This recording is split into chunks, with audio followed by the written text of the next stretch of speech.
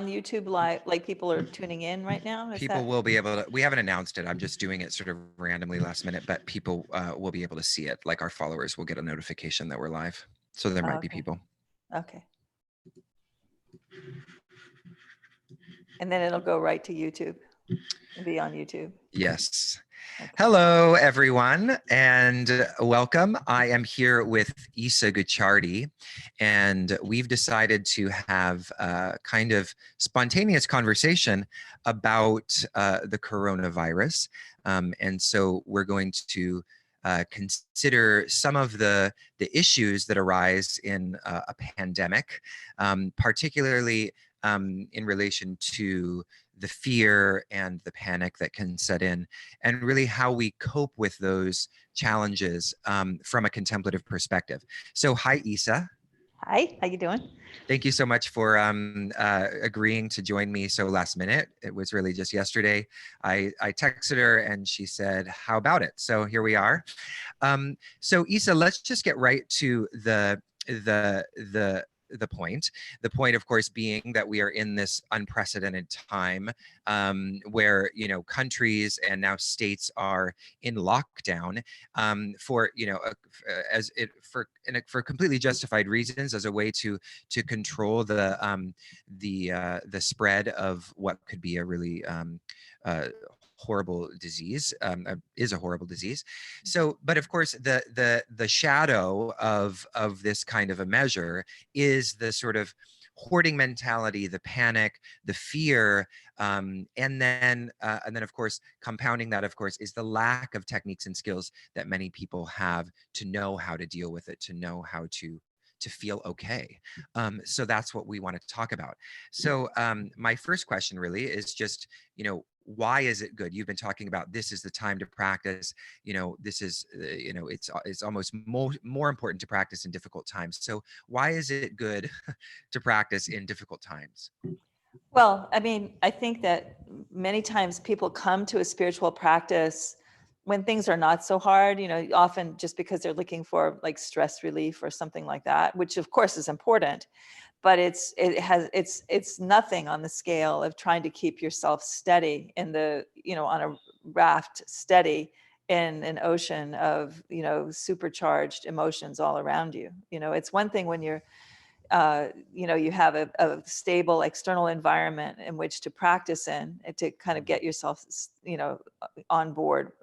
But when the seas get a little choppy, that's when you really get the benefit of starting your practice. And, I think that it's difficult for people to start a practice in the midst of a lot of turmoil externally, but it's still a good time. And that, often I'll tell my students, practice now, because when you're, I often relate it, as Buddhists do, to how you live is how you die, right? And Yeah. because as you're dying, you're only going to have your practice, and if you try to develop your practice when you're not feeling well anymore, it's going to be harder. So it is a hard time to start a practice now, but it is still a good time to start a practice. And if you've had any kind of a practice up until now, this is actually a great moment to test it and to look at these different events that are happening around us and to see the fear and the panic coming up around those around us, and try to understand what is the best way to respond. What is the best way? What can I do to be most helpful in this situation? And in order to be able to do that, you have to have some equanimity within yourself. So I think, why is it difficult? Why is it a good idea to practice in difficult times?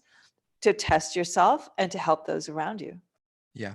So then a part of this is, of course, this common theme that we hear in contemplative teachings, to respond rather than react. So, what would be a condition of reactivity that we could fall into right now? And what would be an alternative way of responding? Well, I think I can describe that. I was at the grocery store yesterday. We had the lockdown order here in San Francisco, for midnight last night. So people were going to the store.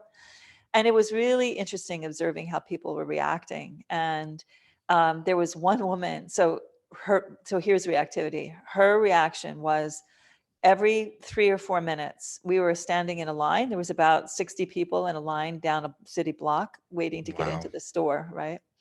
And so, so she was, every 2 or 3 minutes, she would take her arm, put it out in front of her and say, everyone get away from me. And she would go in a circle to the people in front of her and the people at back of her and anyone passing by on the sidewalk. And she was sort of like a lighthouse, but it wasn't a lighthouse. It was like a dark house. The dark house. Shadow house. It was like going around, it was like darkness going around in a circle there. And her face was pale and pinched, and she was really, anybody who got close to her, she was like a chihuahua, just like, and it was pretty, so that was a reaction, right? So she's in full reactivity. And then the woman, I had so much compassion for her. The woman who was one of the employees of the store they were only allowing 10 people in the store at once, because Yeah. they were overwhelmed, right? And so, and there were some people in line that were like, come on, man, come on, we need to get in, man. They were like that. So they were in reactivity, but she was trying to respond, and I could see how difficult time she was having, because she was pale, she was taut, and she was, really having, but she was being measured, and, and I made a point of saying to her, and I'm not trying to toot my horn here, but I made a point of saying to her, thank you so much for everything that you're doing. And she just kind of almost broke down, like the tautness, where she was like, oh, like, it's working, like it was a relief for her to feel like she was being effective, Yeah.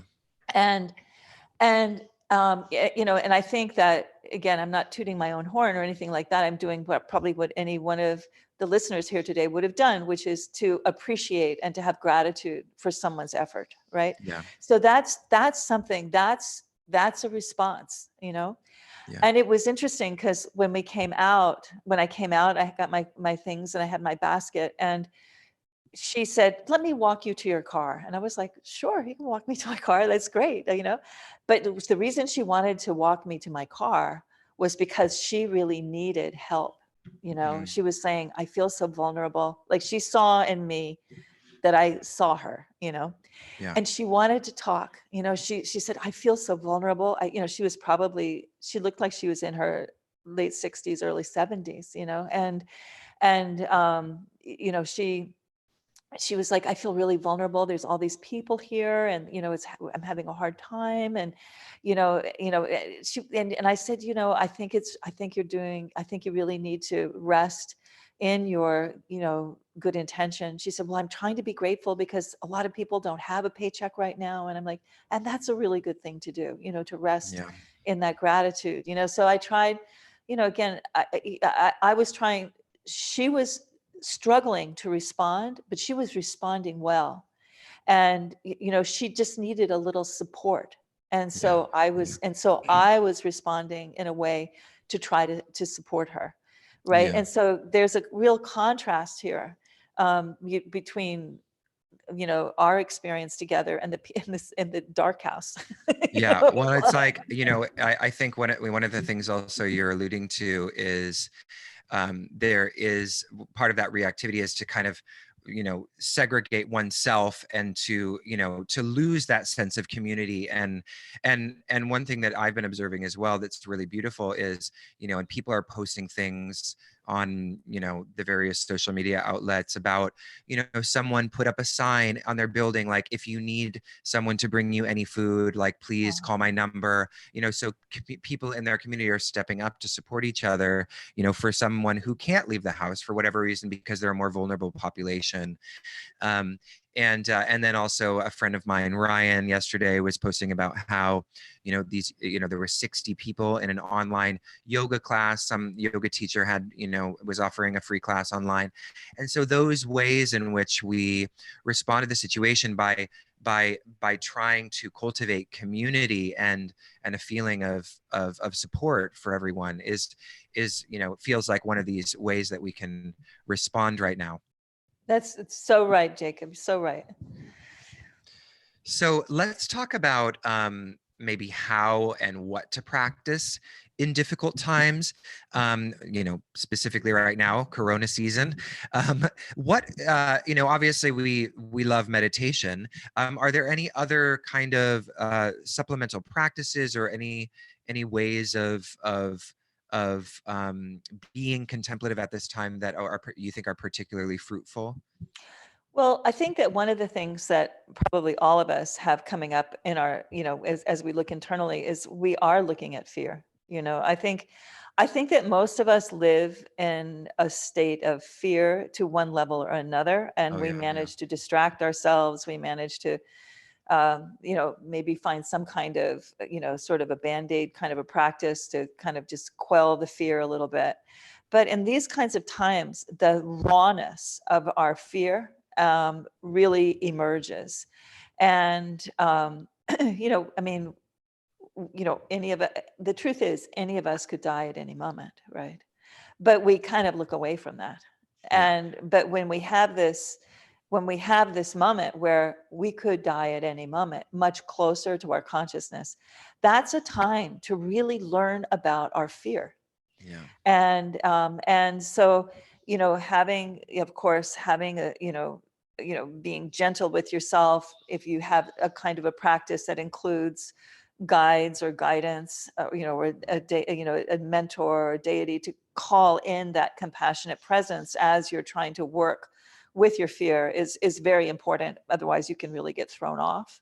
Mm. And but then to find like a stable cushion to be able to bring your fear out and really try to feel into the roots of it, so you can feel into your body and feel where the physical sensation of that fear is registering, and do some deep breathing into it, and let your fear talk to you as you're breathing into it. What is it that you're afraid of? And if you feel like, a lot of us, when we open to our fear, we just have this like, like we can't get any kind of conceptual piece around it at all. Yeah. And so in that case, just to try to hold it compassionately, or ask a known mentor or guide to just hold us compassionately in it until we can stabilize.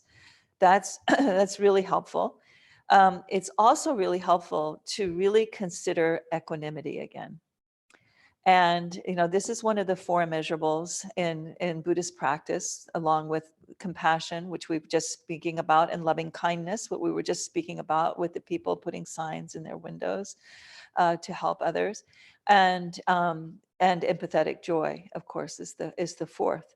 But equanimity is, it's, I often see spiritual teachers kind of rushing across equanimity to get to compassion or Mm. loving kindness, because it's just, I don't know why people do that, but they do.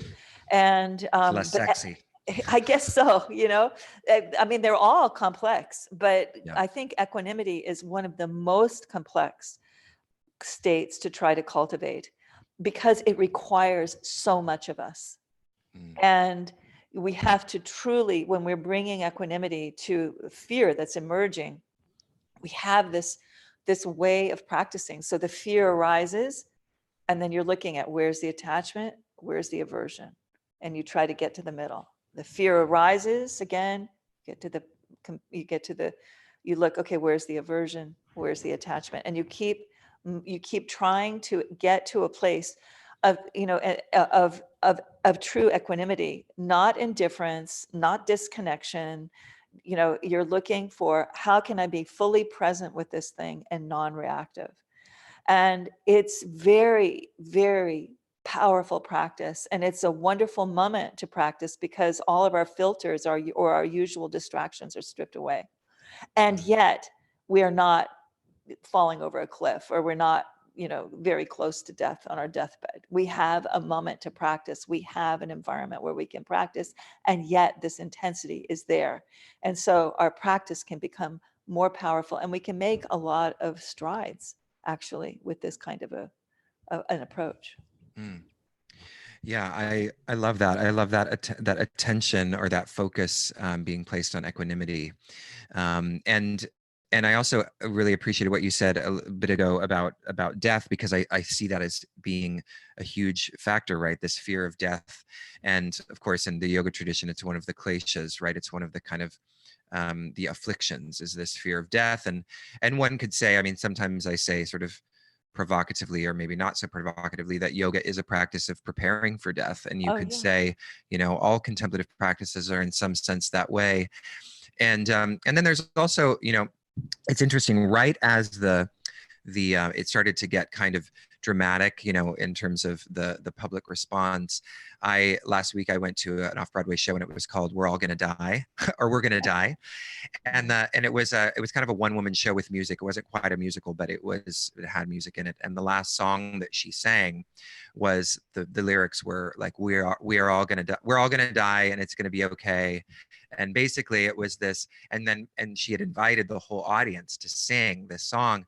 And, you know, I told some people about it later, and they're like, oh, that's morbid. And for me, I experienced it as just profoundly beautiful, this shared acknowledgement of the only leveler of humanity, you know, the true leveler of humanity, the completely shared experience that we all have, you know, again, you know, is beyond anything else, is death. We're all going to experience it. And yet it is this thing that we avoid and try to escape from, and try to, you know, avoid confronting. And you know, insofar as we can become more comfortable through our contemplative practices with the fact of death, it seems like these kinds of moments of fear could perhaps be less potent, don't you think? Absolutely. And I think, you know, looking at these moments as a way to practice for dying. Yeah. You know, like we don't get a lot of opportunities to really be as terrified as we're going to be when we're dying. You know, Yeah. I mean, no matter how much we practice, I know I'm going to be, you know, I I'm don't going to know be if I'm afraid just too. going to Yeah. kind of float right in, right? You know, Yeah. I'm like, please let it happen while I'm asleep. right, right. So, you know, to really, you know, to like really have our raw fear. And of course, other emotions, you know, like, you know, there's, as you were saying, Jacob, you know, where there's some people get into this really isolating place, as opposed to getting into a more, you know, community oriented place.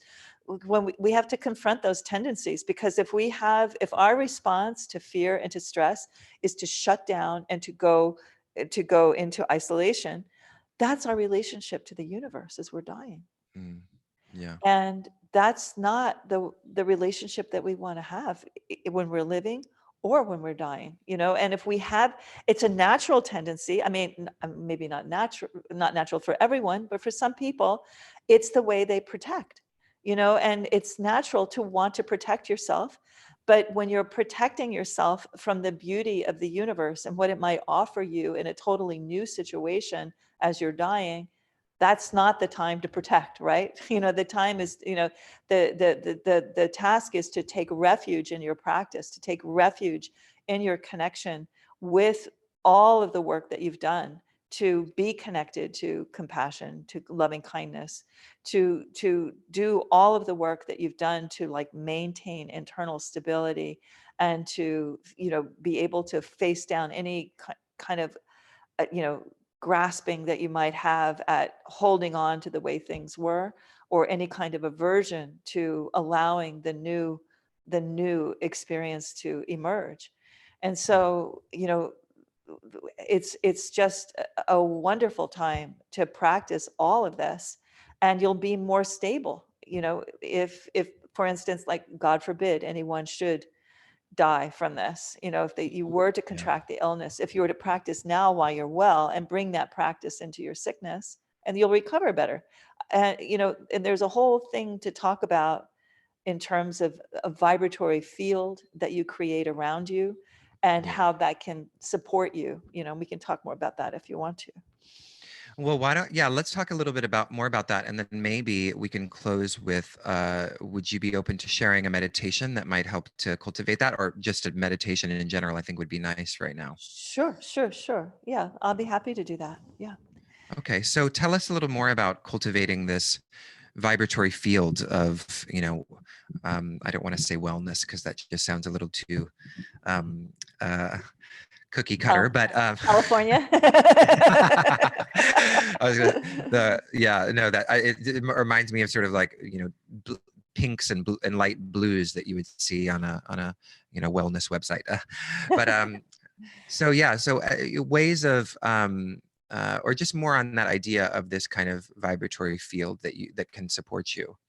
Well, this kind of addresses what you were talking about before in terms of, having this fear, like we're back to fear, the fear coming up.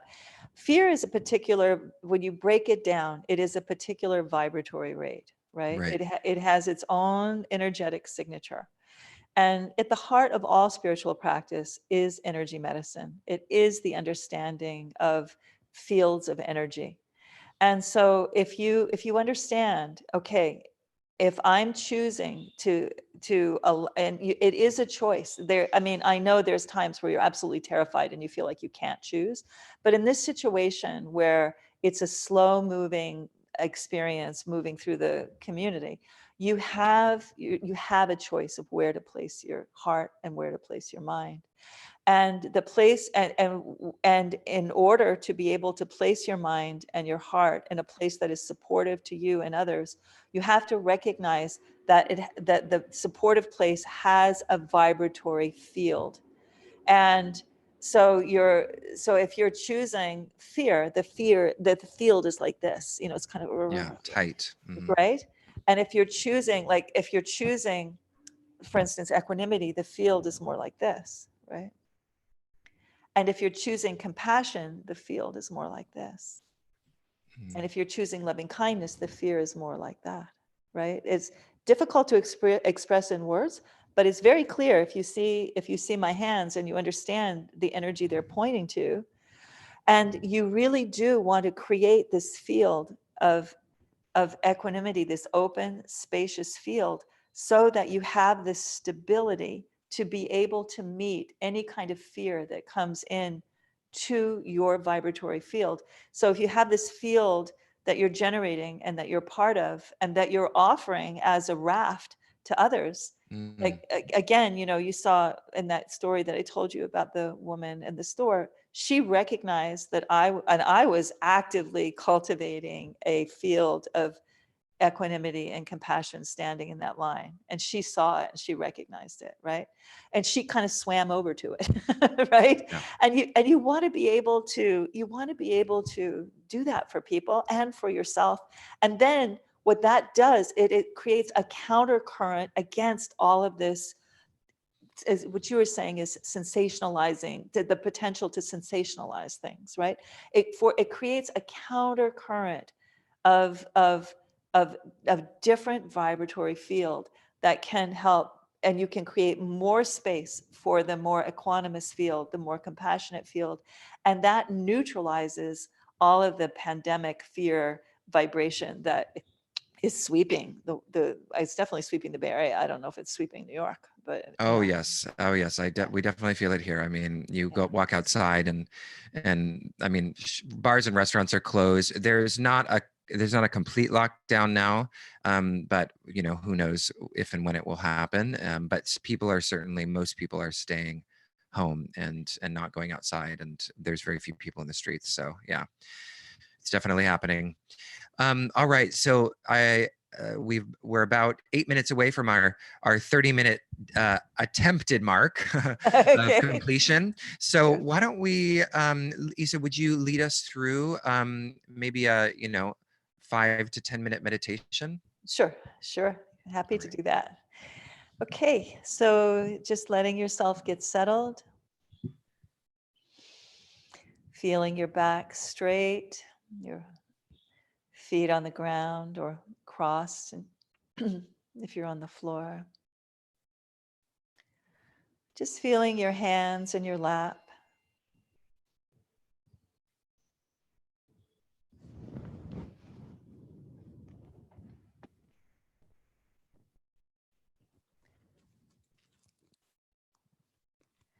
And as you feel the support under you, just allowing yourself to notice where your breath is.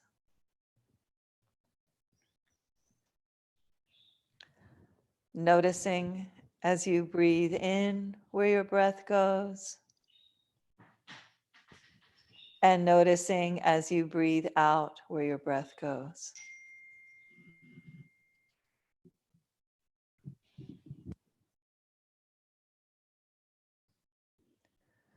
And just allowing yourself to watch your breath moving in and moving out.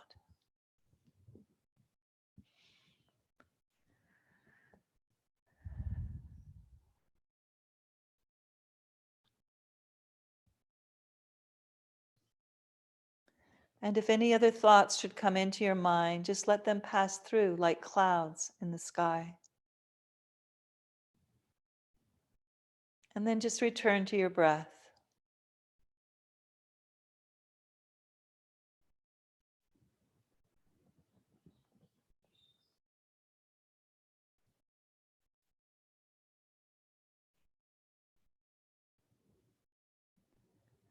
And just becoming aware of the way in which your breath is almost like a bridge between your outer world and your inner world. And just allowing yourself with each breath to draw a bit closer into your inner world, into that place where everything that you've ever known or felt or sensed or imagined is recorded.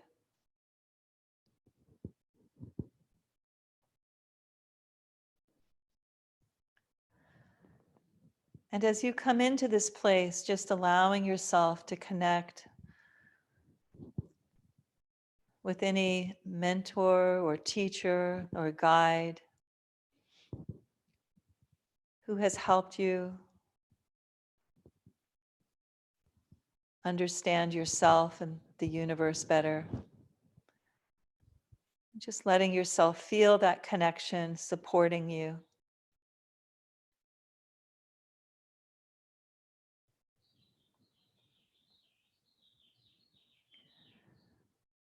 And as you feel that support, just allowing yourself now to begin to contemplate this idea of equanimity.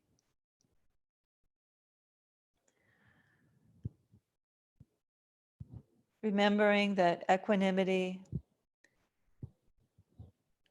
means making yourself equal or making things equal.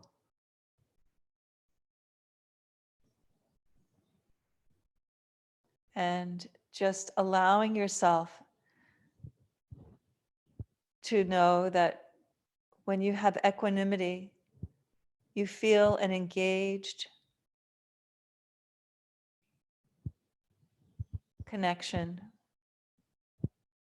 You're not indifferent.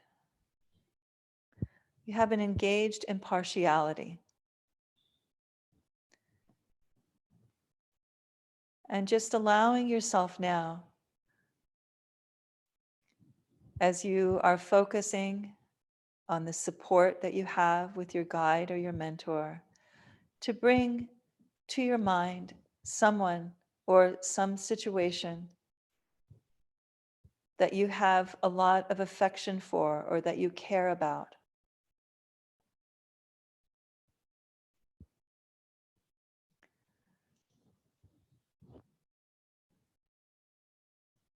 And as you approach this person or this situation that you care about with your contemplative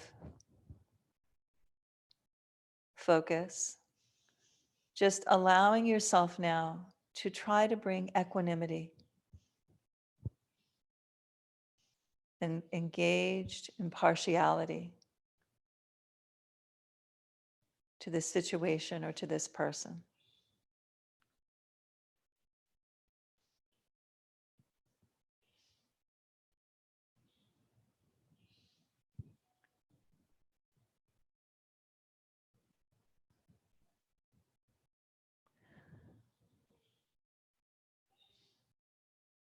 And sometimes people feel like they might be pulling back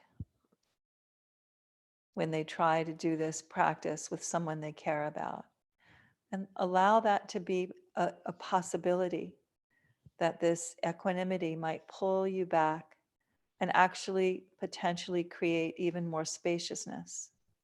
in the relationship. And if you find yourself gripping or grasping, just note that. Note where it is in your body and breathe into it. And just let that gripping go. Just coming to a place of engaged impartiality.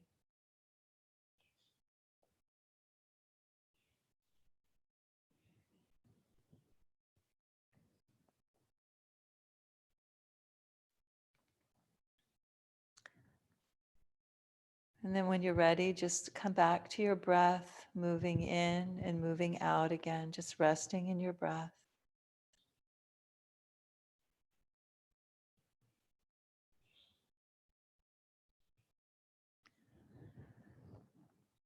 And then when you're ready, just allow yourself now, with the support of your inner guide or mentor or teacher, to focus on a person or a situation that you don't like or that you feel judged by.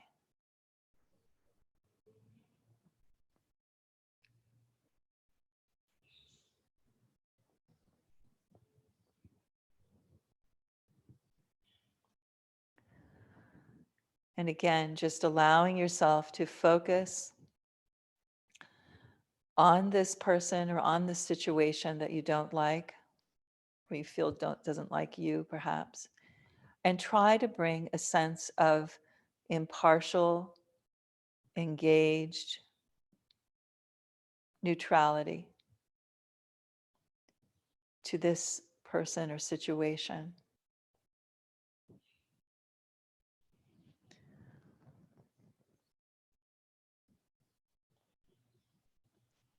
And sometimes when we find ourselves trying to bring equanimity to this kind of a relationship, we can find a kind of pushing away within us or an avoidance that we want to bring to the situation. And if you find yourself feeling that avoidance, just noticing where it's rising from in your body,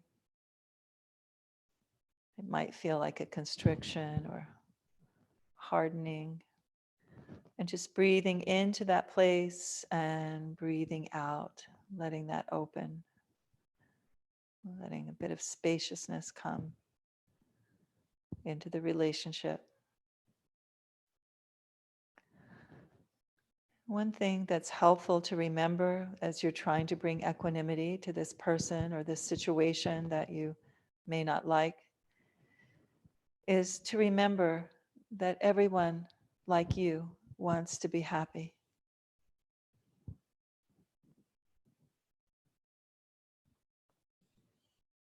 And just bringing this engaged impartiality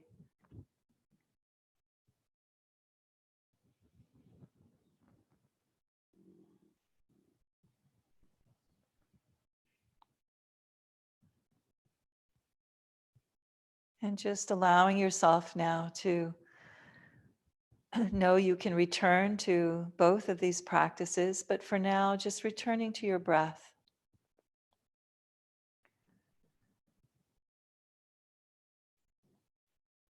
And as you just watch your breath, just noticing if you might feel a bit more spaciousness within you. And allowing yourself to breathe deeply into that place of spaciousness that may be arising in your body or in your heart or in your mind. And just deepening that spaciousness with your breath, breathing into it and breathing out.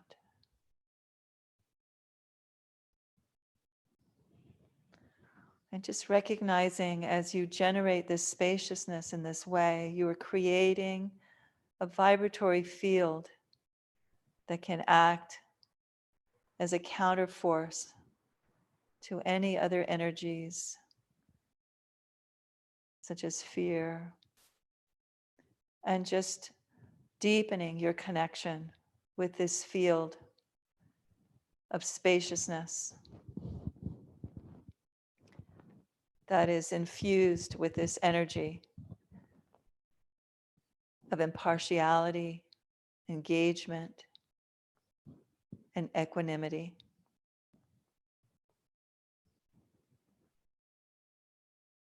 And just letting yourself rest there for a moment.